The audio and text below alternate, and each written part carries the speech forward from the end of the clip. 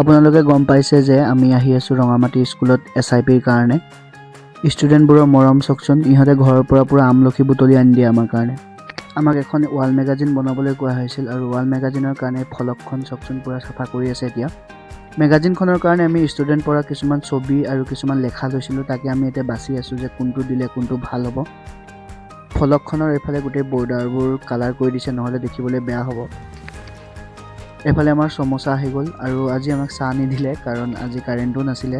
এফালে ফলকখনৰ ওপৰত পুৰা কালাৰিং পেপাৰ লগাই থকা হৈছে। এফালে আমাৰ পুৰা কাম চলি আছে। এফালে কাৰ্টুন কাটি আছে কাৰণ কাৰ্টুনৰ ওপৰত আমাৰ লিখাবোৰ থাকিব, অৰ্থাৎ কাগজবোৰ লগোৱা থাকিব। আমাৰ মেগাজিনখনৰ নাম সন্ধানী থোৱা হৈছে আৰু এইটোৱে সন্ধানীটো এনেকৈ প্ৰিণ্ট কৰি উলিয়াই কাটি আছে এতিয়া।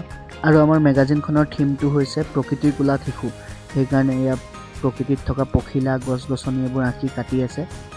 মেগাজিনখনৰ মাজত ডাঙৰকৈ গছ এজোপা থাকিব, সেইটো গছৰ শ্বেপটো কাটি থকা হৈছে। নহয় তলফালে লগাব, ইয়াত লগোৱা ঘাঁহবোৰ তাত লগোৱাবোৰ ৰাখি ল'ব লাগিব প্ৰথমতে, সেই ফেৰাঙতি দি পেলাই। এইকেইদিন এনেকৈ মেগাজিনৰ কাম চলি থাকিব আৰু মেগাজিনখন শেষত গৈ কেনেকুৱা দেখিব সেইটো চাবৰ বাবে চেনেলটি ছাবস্ক্ৰাইব কৰক আৰু ভিডিঅ'টি লাইক কৰক।